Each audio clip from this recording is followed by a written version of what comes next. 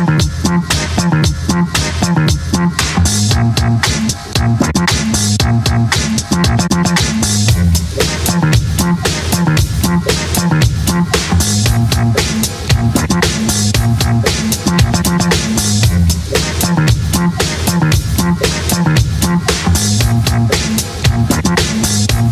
to the Power Factor Show. Episode 122. Sponsored by Rainier Ballistics, Hodgdon Powders, and JPL Precision. So welcome to Power Factor. So unless in the last, like say, 3 or 4 months you've been living under a rock or in a cave, you probably noticed that getting ammunition has been rather difficult recently. And if you can find it, it's been rather expensive. And Rick and I, we talked before in the past about the benefits of getting into reloading. Primarily we've talked from the cost standpoint. Yeah, almost exclusively from the cost standpoint. Right, but the other half of that is availability, and I think, you know, once you become a reloader, you're really kind of in charge of your own destiny and being able to you know, have or produce ammunition. And consequently, a lot of people these days are looking at getting into reloading. And today on the program we have Ron Kaluger with Real Fishing and Shooting with Gunner. Ron, I want to welcome you to the program. Thank you. It's an honor to be on the show, you guys. So Ron is a rep for a lot of different reloading manufacturers, and part of your gig, so to speak, is going around and doing seminars across the country. Yes. If I'm not mistaken. So what manufacturers do you represent right now in terms of reloaders? Reloaders, Hornaday, Dillon, Mech, and then even though I'm not a rep for RCPS, they have sent me machines and they actually go on tour with me. That's what we call it. Right. And what I do is put them all on the table and let the people try each one and see which one they like, and I put them all up against each other. Because, quite frankly, I mean, you guys reload, there is no one perfect machine. Yeah, you know, we tend to focus quite a bit on Dillon from the standpoint of all of us use Dillon and are happy with it, but there are a lot of other options that are out there, and I think that's the kind of the focus of today's program, is I think we want to kind of talk about two groups of people really, the people who are just getting into reloading and looking at exploring their options, what their requirements are, things of that nature, and then the other half of the people, which are usually the people who are already reloading but are looking at expanding their capabilities and whatnot. So we'll kind of address, you know, both groups here, and I also want to talk also from the standpoint of metallic and shot shell, I think, on both sides. But Ron, you've got actually, you know, a background in shooting. Actually, it goes back quite a way. So why don't you here in a few minutes just kind of explain your background in shooting, what you've done in the past, and your entry, and how you kind of got into the position where you are right now. Well, living where I live in Ohio, I'm right on the river, and I could throw a rock and hit West Virginia. Shooting is a way of life around here. I mean, you grow up, you know, we used to have shoots into school and everything. So I've always shot and always got into fishing. And through doing semi-pro and a little bit of pro fishing, I ended up meeting other people, getting with them, and then getting into shooting. And I actually started into 3-gun basically in its infancy. Before, like now it's all kind of rules and everything. When I was in it, it was grab a pistol, grab a pump, grab a rifle, and let's have some fun. So I went there and I got into trap. Won a couple years, trap club champion, and just kept shooting and shooting until my knees gave out. So. Yeah, well, probably not so much in trap. There's not a whole lot of movement in trap, but I imagine it was probably due to the 3-gun activity. Yes, that can be pretty high, you know, high intensity. When what we were doing, if you can find a 100-yard area around here that's flat, it's a football field. Other than that, everything's so it just running around just destroyed everything. I mean, you was running and jumping and sliding. It was like you're going into home plate and trying to shoot underneath a rail. It was ridiculous. Yeah, I hear you. So with respect to reloaders, I think why don't we start out here initially with metallic, and from the beginner standpoint, what do you typically, in terms of your seminars that you do, what are usually questions that you're usually asked by people who are looking at getting into this, and what do you end up telling them in terms of what direction they should head? the first question I get is, what should I buy? How much do I need to spend? What should I buy? Do I have to get this? Do I have to spend $1,500 or $1,200 for that? I mean, what do I get?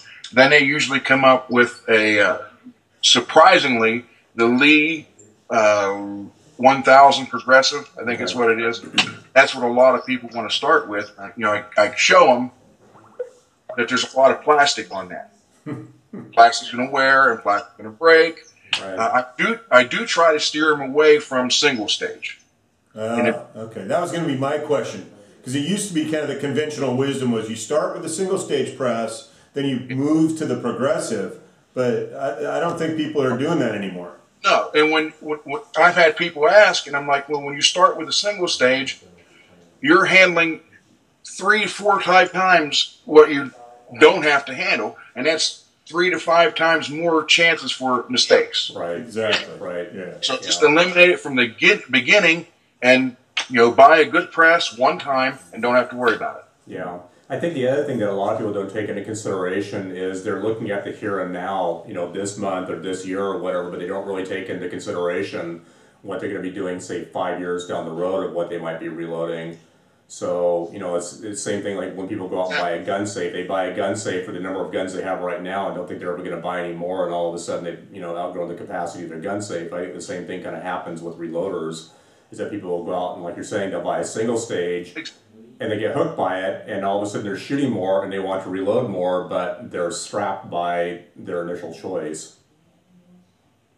And now you have the money you spent for this. Now you got to come up with another $500 to $1,000 to get another one, and you've already owned. Like right here, I have a single stage Hornady.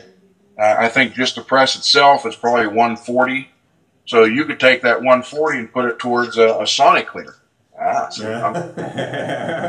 segue. Yeah, we'll get to that in a bit. Right.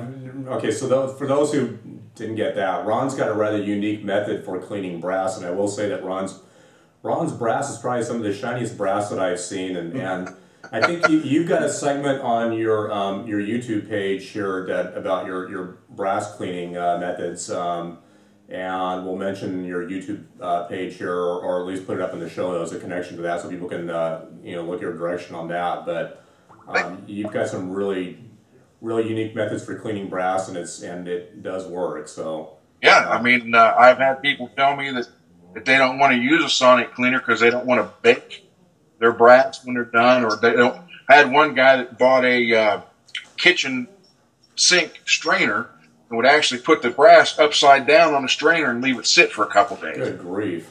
So that's crazy. I said, 20 minutes you could be reloaded. And they don't believe it. So I just break out the towel. Yeah. So in terms of reloading, I think one of the issues in terms of reloading, in terms of deciding what press to be going with is whether they're going to be reloading just pistol caliber or rifle and pistol caliber, because in a lot of cases that can drive somebody from one press to another. I mean, as an example, what we're familiar with the Dillon Square Deal works great for doing pistol, but you can't reload rifle on it. And if somebody knows that they're never going to be reloading rifle, that's great. But if they have any consideration ever reloading rifle, that particular press won't work for them. Conversely, people who are doing, and probably not too many viewers of this program are really into bench press shooting, but I don't know really if a press that reloads pistol and rifle caliber ammunition is really the best choice for, let's say, reloading really accurate rifle ammunition. Single stage, I would have to say a Forster, the Forster coax. Okay. That does beautiful. I know a lot of bench press shooters, and what's great about that is you don't need a shell plate. You don't need a shell holder. It has 2 little slide rails that come in and automatically go around the sides of the case. Oh, interesting. That way, yeah, it's a completely different design, and it works great. You can do anything on it. So that one particular press then will reload multiple different calibers of ammunition without having to change. All you do, the plates have like half moons on each side. One's for small and one for large. Just flip them over and they're spring loaded. Wow. And as you pull the press handle up, it'll open up. Right. And as you put it down, it grabs around it. Right. Wow. Right. That's cool. And that's a single stage press then. It sounds like it probably would be. It's Forster coax. Yeah. Yes. Yeah. Okay. So what kind of options do you typically, or features or whatever, on the different, we'll just call them entry-level presses, do you typically recommend that people consider or look at? The first thing I tell them to get when you're going with a progressive press. Now, I'll use, for example, the Hornaday Lock and Load AP, which you can't see. It's sitting right here in front of me. I tell them, get the case feeder first of all, because it's a pain to put the case in, then put the bullet in, then the case, then the bullet. So I tell them, go ahead and just buy the case feeder. That automatically speeds you up at least 50%. And then I tell them to get the powder cop die when they're just starting. Powder cop die is a great visual aid, because you can roll a little white rubber grommet up and set it when you get your powder right where you want it. You can set that die however you want to see it. It's a visual aid. You don't have to sit there and physically look in each case to see if the powder's in there. All you have to do is just glance up, and if that white rubber line is where you set it, then you know you're good. If you don't see it, you're low. If it's way above it, you know you're overcharged. So those are the two first things I tell them to get. Get the automatic press, get the case feeder, and get a powder cop die. Then once you get all that going and you're comfortable with that, then look into bullet feeders. Because I have to admit, I love the Dillon 550 sitting right here, but it's nice to be able, after the fifth turn of the handle on the Hornaday, to have a full round fall out, don't have to touch it, just the handle. So the Hornady's auto indexing? Yes. And the Dillon 550's not? Yeah, you got to turn it with your thumb. Indexed, yeah. Yeah, okay, yeah. That's one of the things I like about the Dillon Square Deal, is even though it's an inexpensive press, it is auto indexing. Yeah, and so that's all I'm doing is, I do have to feed the case, feed the bullet, pull the handle, but I don't have to deal with turning the shell plate. Yeah, the 550 you have to do it by hand. The AP you don't have to. Now the RCBS 2000 Pro or Pro 2000, it's either way. You can either do it by hand like you do the Dillon, or they sell an adapter which looks a lot like the case feed plate on the Dillon, and it'll work it automatically that way. So you have an option. You can go either way. So what about primer feed systems? Is anybody's primer feed system, because it seems to be kind of like the Achilles heel of a lot of different reloaders, is how they feed primers. You're going to make me say this, aren't you? What's that?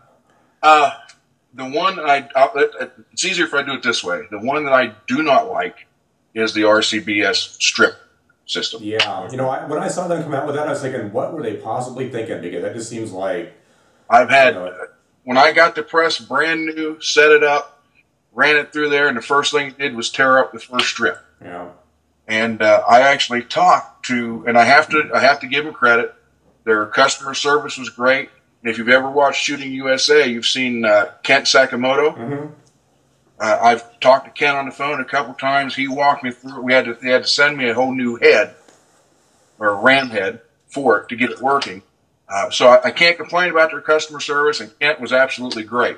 But that system, there's just something about it, and if you don't get it in there just right, it'll tear it up. Sounds like the feed strips of a Japanese machine gun.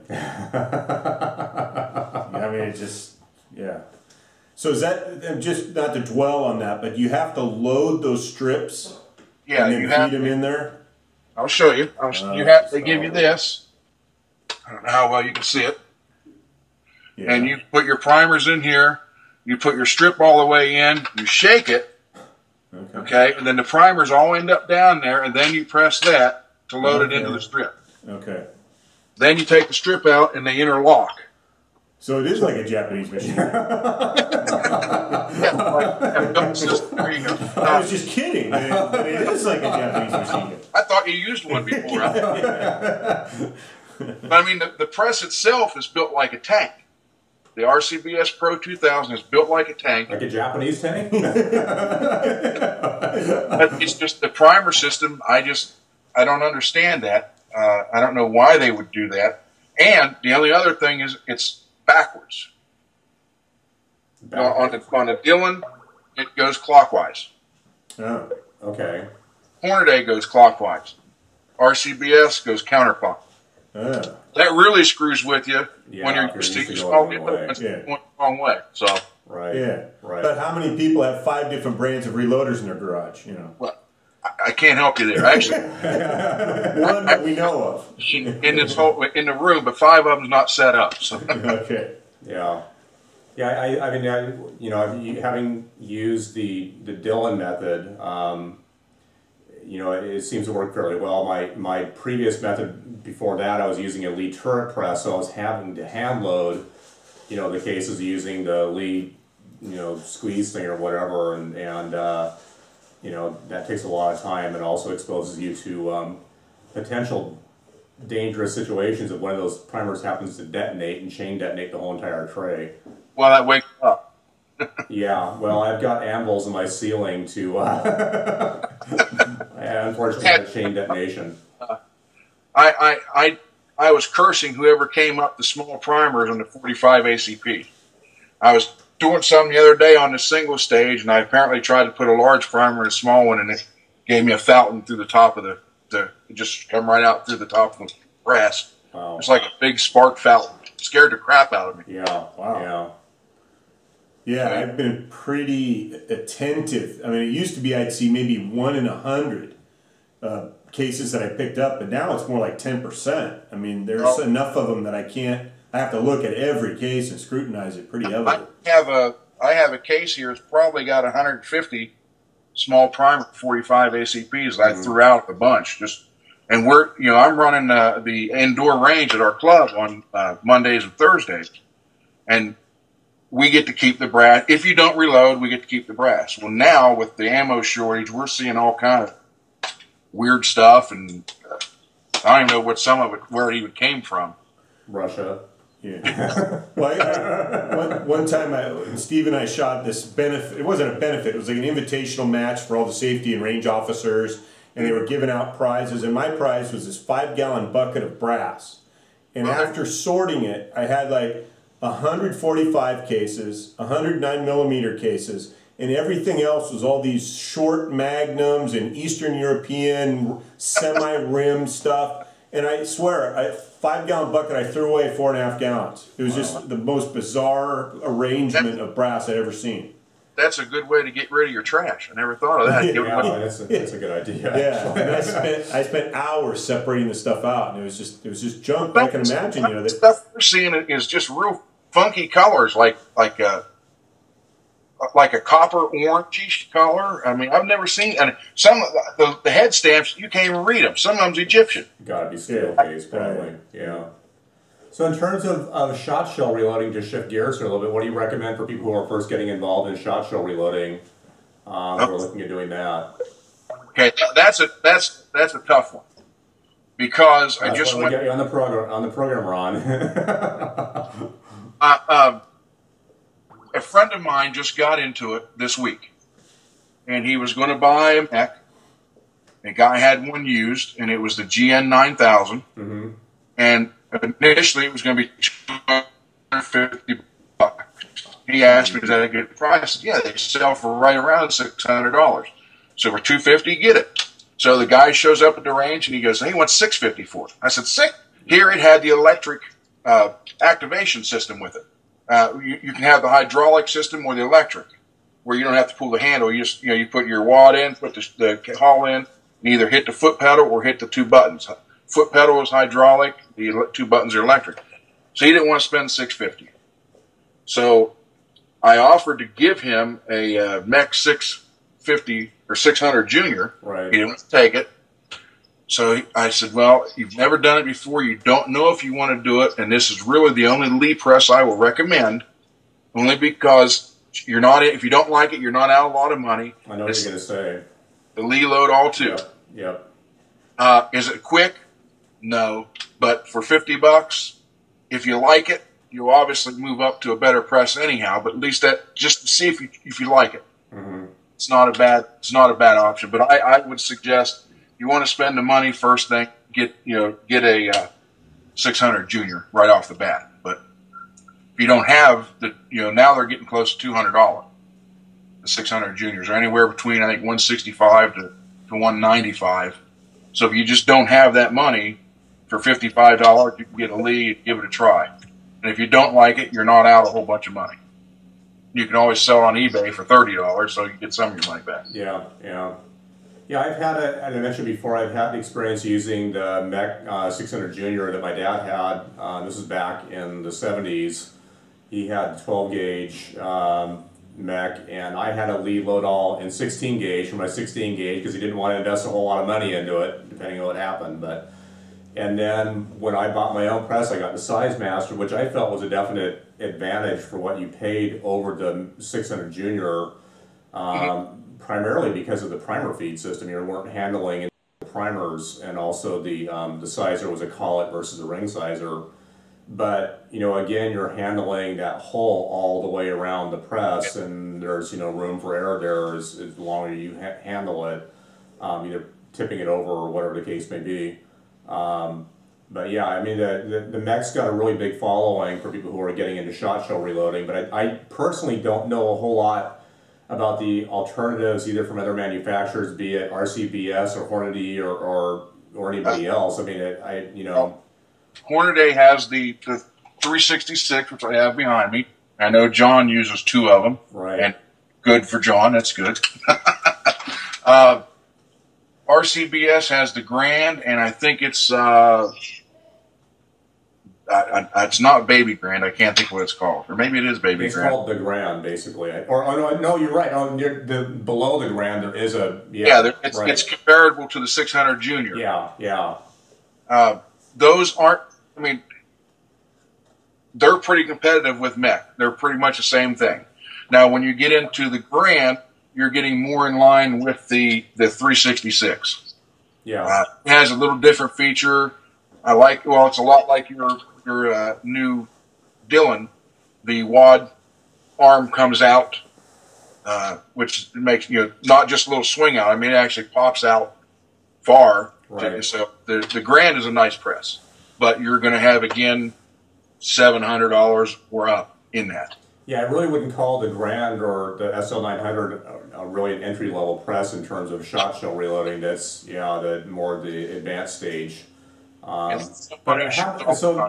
from a cost standpoint, what do you think is a typical entry-level price standpoint for a shot shell press and also for a metallic press? I mean, for our viewers, what are they really realistically looking at, or what should they be looking at in terms of cost expense for and I'm just going to call it initially here an entry-level press in both cases for shot shell or metallic? Okay. Entry-level, buy it one time. If you know it's something you want to do for shot shell, I would say go with the 600 Junior. So you're looking anywhere, depending, I think the 12 is 165, and then like the 410 and the 28 gauge, they're up like 190. So you're going to have between 165 and 200 for that. When you go into your metallic press, roughly the same price for a Dillon 550. Our RL550B to the Hornady lock and load, and I think the RCBS Pro 2000 is probably about $100 more, but figure $500 give or take in that area to get you going. Right, okay. So let's take it from the standpoint of somebody who has been reloading for a while and is looking at upping their game, so to speak, to increasing their capacity. Initially, from a metallic standpoint, what should they be looking at? What are their options here? Case feeder first. Now you can get a case feeder for Hornady, Dillon, RCBS, and then look at bullet feeders.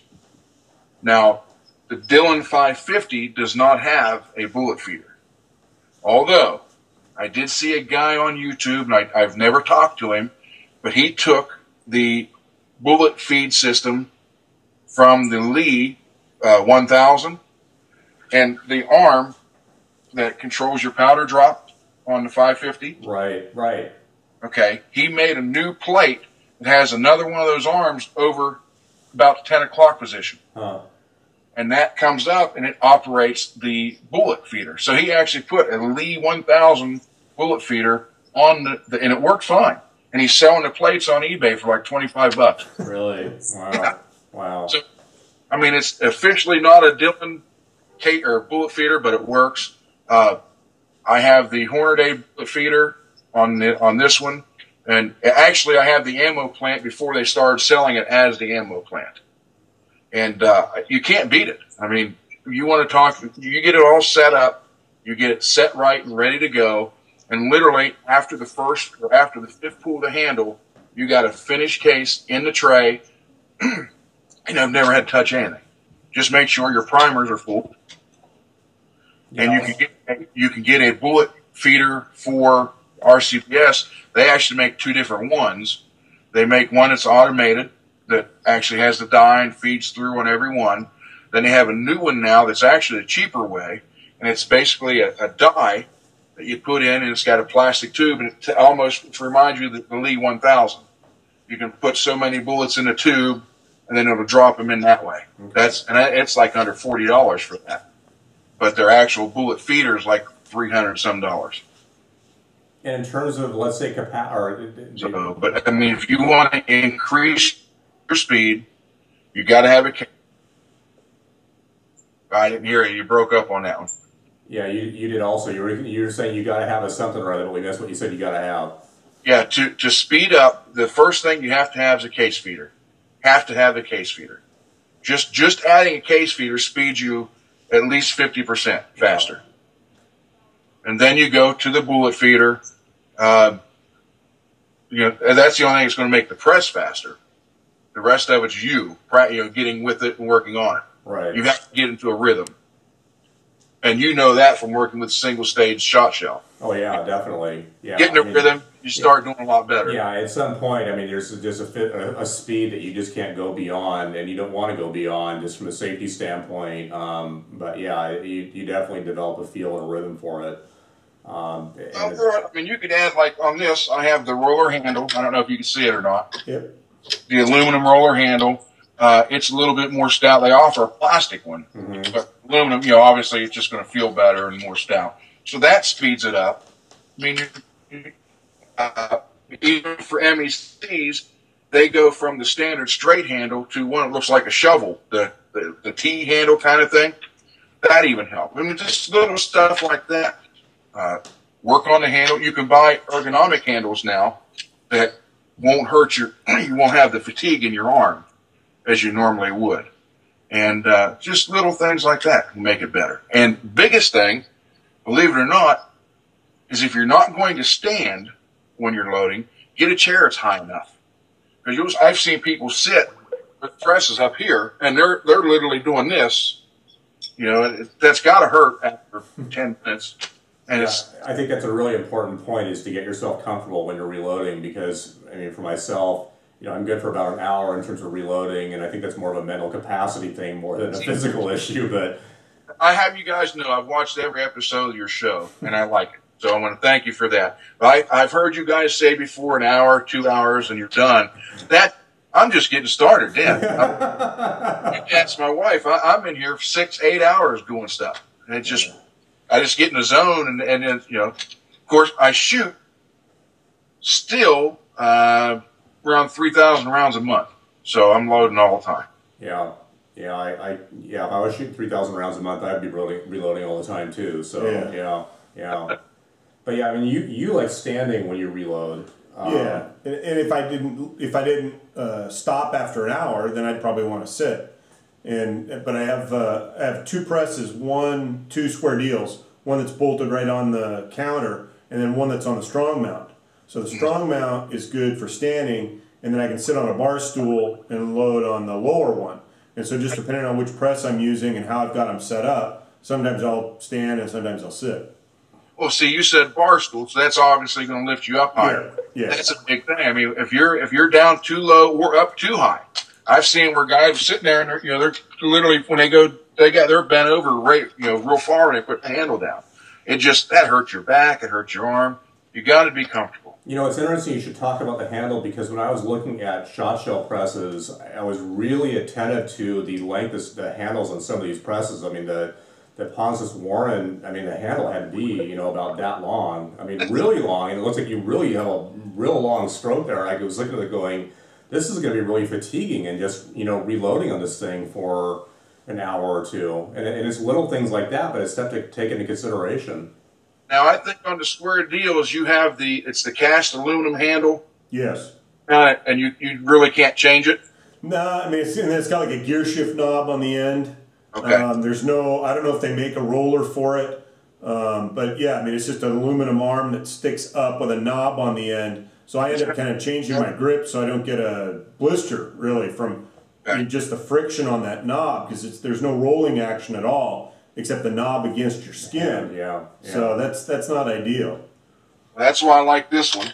But there are people who make their ergo grips, and they'll make it for the Hornaday, and they make it for the Dillon, and they're weird shaped. Like your handle's here, and the rod will come down and down in this way. It's kind of like a capital E. It's bent. Yeah.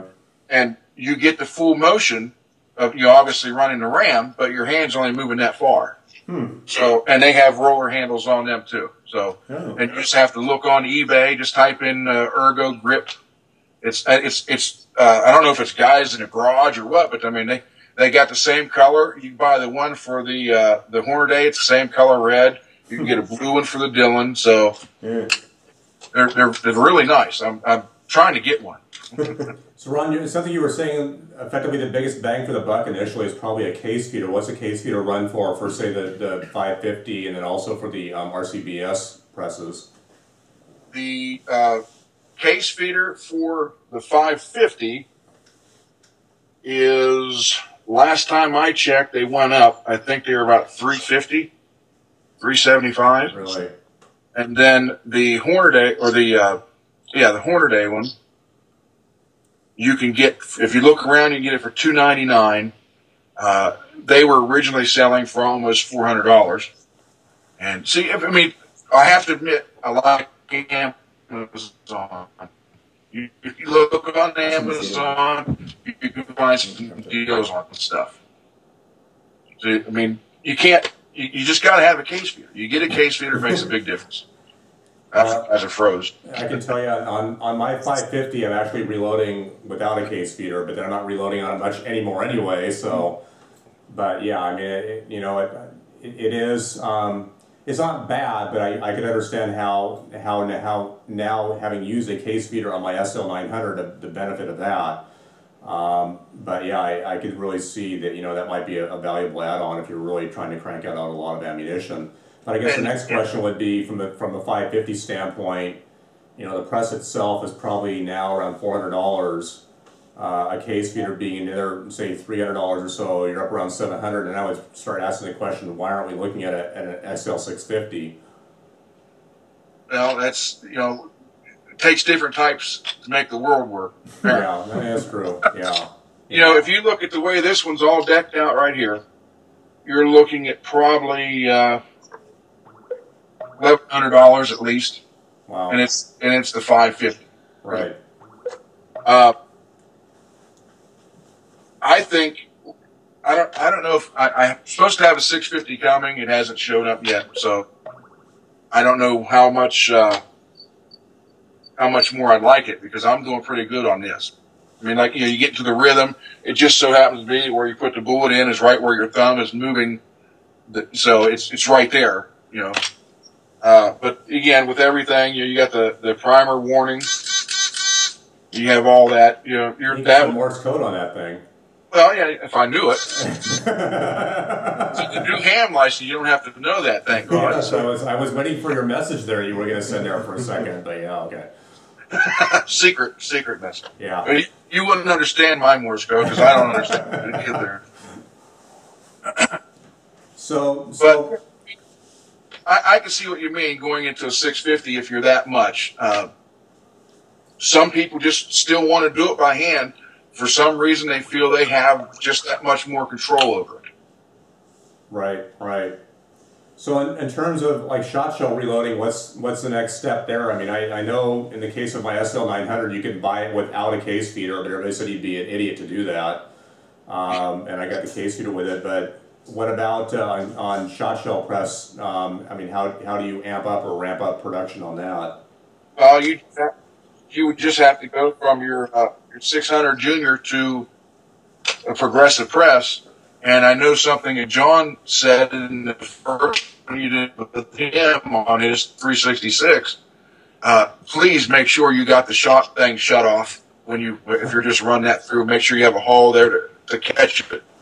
Last night I wanted to run this through the MEC to show you the crimp on this. Now I'm going to get up here and show it to you. I don't know how well you can see it. Looks pretty good. Yeah, John would be happy with that. The MEC, but I'm going to tell you, in order to I put this in there, put it down, forgot to shut the shot off. I had an ounce and an eighth of shot all over the table here. Just trying to do that crimp for you to show you how it works. But no, yeah, you're just going to have to step up to progressive, but you just got to please pay attention to it, or you're going to have a mess. Right. So what about on the progressive also, that some of these progressives have actually either a hydraulic option or an electrical option or something like that, basically a motor attached to the press. You're not pulling a lever, but you're actually pushing a button or stepping on the foot switch. MEC has that option. It's available for the 9000 series, and it actually is a motor base that the press bolts on. And you take the handle off, and there's a linkage system that hooks onto the back of the press. And you have an electric one where you would put the hull in, put the wad in, and just bring your thumbs down, hit the two buttons, and it actually activates the press. Or you can get a hydraulic version where you don't have to do anything with your hands and just use your foot. And it's interchangeable between the presses. You can have a 20 gauge, a 16 gauge, or 12. Just swap the press on the base and hook the hydraulic up to the back or the electric up to the back. And it's that way. Now that's quick. But that unit itself is probably an extra $400. The base. Yeah. So I don't really see that so much as a means probably for increasing output, but probably as a means for decreasing fatigue. I mean, from the standpoint of having to pull a lever versus just, Yeah, and getting tired. But but again, if you're not fatigued, you're going to load more. Right, and you can go longer. Yeah. That's a good point. Yeah. It's like anything. If you're not comfortable, you're not going to do it. That's true. Yeah. My wife doesn't understand that, but I'm not even going to touch that, Rick. And on that note, okay, Ron. Well, I think that pretty much covers everything. Why don't you go ahead and throw a plug in for your YouTube channel so people can go check out your nice shiny brass. Well, the channel is Real Fishing and Shooting with Gunner. There is a link on actually your favorites should be on your channel, as I have yours on mine. I try to cover everything. I actually just got the channel going over the last few months, trying to improve it and get more going. I just have a hard time, going here to do a radio show or driving to Kentucky to do a seminar. It's hard to do videos weekly and get them going. So I do what I can. I've had the website for years, and it is www.gunner-fisherman.webs.com. And there's a link there. I'm mentally challenged on that, trying to get all this right. So I know how much fun you guys have with that. But yeah, if you go to the website, there's a link for the YouTube channel. And I'm just trying to do what I can as I can. And I hope to get a cameraman here very soon, because I'm getting tired of pointing the camera at my hands and doing everything on the table. Yeah, cameraman helps a lot, I can tell you from personal experience. I hope it does. I mean, I'm trying to get one. Yeah. I mean, we'll put links for a lot of people who didn't get it, but we'll put links to your channel on our show notes on the program here. I'd appreciate so they can go check you out. So. And do you want me to show them the gifts? Ron's got some giveaways here that will come up with a trivia question. You didn't see these yet. Yeah. You got a Hornady hat. oh. Now wait a minute. We have an IMR hat. Oh. We have a real nice Winchester Flex Fit hat. I like that one. And then we have a Hodgson hat. Cool. And when you talk to Chris, tell him I said hi.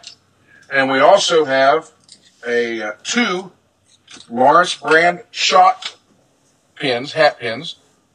Excellent. And also from my good friends at Winchester double A in 12 and 20. Oh, wait a minute. There we go. 12 and 20. Oh, that's cute. Cool. On 8. I'm going to give you the 4 hats and the 4 pins, and you guys can give them whoever you want, however you want to do it. Cool. So, you know, we ought to come up with a trivia question here, because Ron's going to know the answer to this. But duck for a minute, Ron. Shift to your right. Okay, there you go. So, everybody make an estimate. And those are what, 223? Is that right? Yeah, all except for the row with the orange. Okay. So, make a wild ass guess of how many 223 bullets Ron has there on the back shelf. And whoever's closest to the right number, and Ron obviously knows what the right number is, and if he doesn't, he'll be taking inventory tonight. One by one, we want it down to the bullet, Ron, so you... And we'll come up with something to give away to you guys. I do have to, since you highlighted that, and those are Berger. Berger is the rifle bullet sponsor. Right. Rainier is obviously the pistol bullet sponsor. I was hoping Rainier would get into rifle bullets here before too long. I've tried to talk Shane into that. Yeah, because Rainier sponsors also with our program, and I know that Larry has said during the interview there and the factory tour that it sounds like they may be looking at getting into rifle bullets. And it's kind of funny just talking briefly about that, but when I was reloading 223, people are like, why are you reloading 223? You can buy that stuff dirt cheap at the store. Well, you know, go buy 223 right now. We'll see who's laughing, you know. Because I can make 223 right now, but you go out and try to find 223, and it's a different story. Exactly. Well, like I said, you got all those there. This is the only row that's not for 223. There's 1, 2, 3, 4, 5 rows for 223. This is 30 and 270, and I do have a wall of Rainier back here. So in case Shane does walk, I want him to see this. That's why I was actually, what I was going to do I didn't know if you guys would catch it. I was going to bring out a lot of my sponsors' hats, and then throughout the whole show. Oh, you could do like the Formula One thing, as you go through and when you're standing on the podium at the end there, they switch the hats over and over and over. Yeah. Actually, that's more MotoGP. They do that than Formula One, but. You know, it's something I promised to do for all of them, and I love it. I love talking to crowds. I love standing in front of people.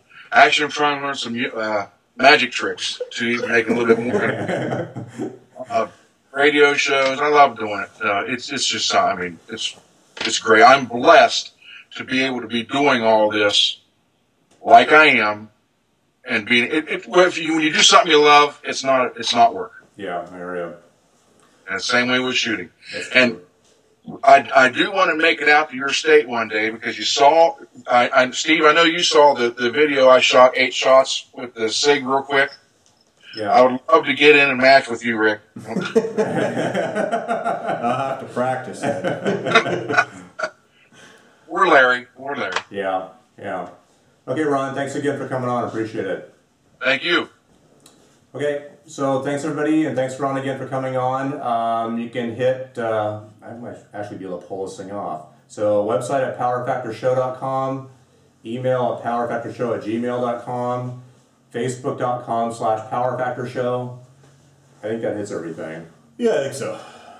And then also, don't forget, we're going to evaluate stage designs. If you've got USPSA or IDPA stage designs, you want to send them in. We'll either kind of give you a little critique of them, or if you've just got something that's more basic, you want to flesh out an idea into a stage, send that along too, and we'll kind of go through that and make sure it's legal and practical and whatnot. And of course, in exchange, if you're able to dig deep and make a little donation, hit that donation button. All the content is free. All the expenses from the show come out of our pockets. So if you can help out with a donation, if you like the show, please do. Okay, thanks again. We'll see you next time.